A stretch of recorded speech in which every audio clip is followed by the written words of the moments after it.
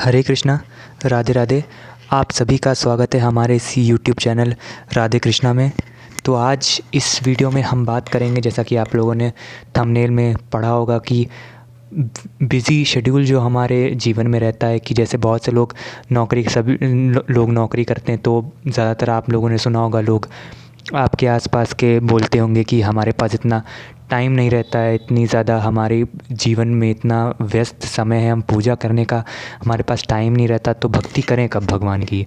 और इसलिए ही वो लोग बहानेबाज़ी मारते हैं। और एक्चुअली बहाना उनका कहना सही भी है, कि क्योंकि उनके पास टाइम नहीं रहता। और आजकल के ऐसे इतना ज़्यादा कंपटीशन हो गया है, हर इंसान को पढ़ाई लिखाई करनी है अपनी, हर कोई अब कुछ बनना चाहता है, क्योंकि उसके पास रोज़ी रोटी भी होना ज़रूरी है। भाई कोई ट्रक चलाता है, कोई खेती करता है, तो कैसे वो उस समय भी वो कैसे भक्ति कर सकता है, उसके बारे में ये वीडियो है।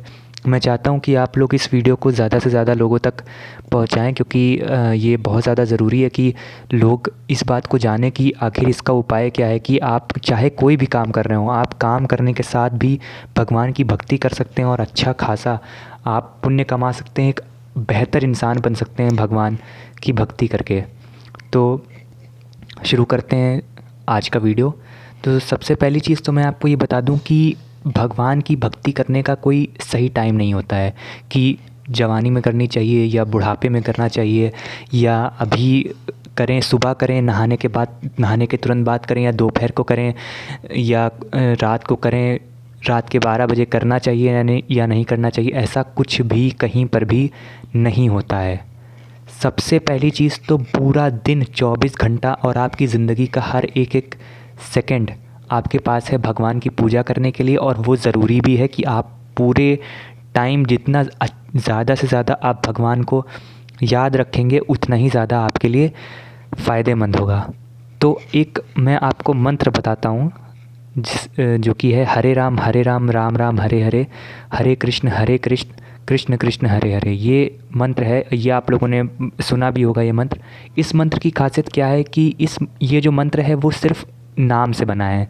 इसमें राम भगवान का नाम है और कृष्ण भगवान का नाम है। कोई ओम नहीं, कोई स्वाहा नहीं, कुछ नहीं।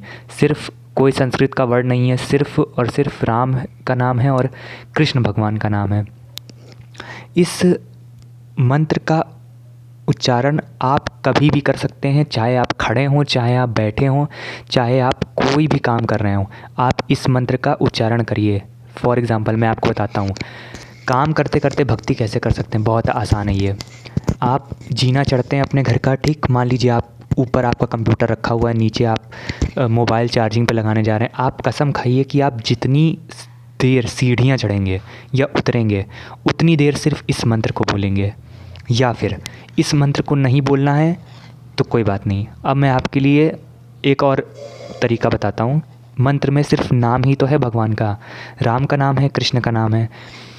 तो या तो आप अकेले नाम लीजिए, सिर्फ राम राम राम राम करते हुए जीना उतर जाइए, नारायण नारायण नारायण नारायण करते हुए जीना उतर जाइए, या तो कृष्ण कृष्ण करते हुए जीना उतरिए, चढ़िए, कपड़े उतारिए तो कृष्ण कृष्ण कहिए, राम राम कहिए।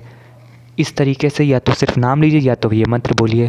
कुल मिलाकर के सारी बात आकर के यहाँ पे ख़त्म हो जाती है कि आपके मुंह से भगवान का नाम निकलना चाहिए, बस यही भक्ति है। अब चाहे आपने जूते पहने हो, चाहे चप्पल पहने हो, आप फॉर एग्ज़ाम्पल सफाई कर रहे हैं अपने घर पर, अपने कपड़े धो रहे हैं, तो आप ये मंत्र बोल सकते हैं। सबसे बढ़िया तरीका, भजन लगा लीजिए और भजन लगा लीजिए, और उसमें जो वर्ड्स आ रहे हैं भगवान का, क्योंकि भजन में नाम ही होता है भगवान का, और भगवान का दिमाग में ध्यान रखिए। दिमाग में ध्यान नहीं रख सकते हैं तो सिर्फ भगवान का नाम बोलिए, भगवान की कथा लगा लीजिए और काम करते रहिए। कुछ ना कुछ तो आपके दिमाग में चीज़ें जाएंगी ही। फॉर एग्ज़ाम्पल बहुत से लोग होते हैं जो जिम करते हैं, तो जिम करते हुए तो वो कान में हेडफोन लगा लेते हैं, गाना सुनते हैं। और बहुत बार मैंने देखा है, कुछ ऐसे मेरे कुछ जानने में ऐसे दोस्त हैं जो बहुत से लोग कहते हैं कि मैथ का सवाल लगा रहे हैं तो गाना चल रहा है उधर। कहते हैं ऐसे कंसंट्रेशन पावर बढ़ती है और अच्छा फ़ील होता है कि गाना चलता रहता है साइड में। तो आप क्या कर सकते हैं कि आप जैसे मान लीजिए आप कपड़ा धो रहे हैं, आप कृष्ण कृष्ण बोलते रहिए। सफाई कर रहे हैं, चल रहे हैं अपने घर पे, कृष्ण कृष्ण बोलते रहिए। जितनी देर मोबाइल चार्जिंग पे लगाइए उतनी देर राम राम कृष्ण कृष्ण नारायण नारायण, कुछ ढूंढ रहे हो तो नारायण नारायण स्मरण। तो ऐसे करते करते आपकी जो दिमाग में एक चीज़ बैठती जाएगी, भगवान का नाम याद आता रहेगा बार बार बार बार।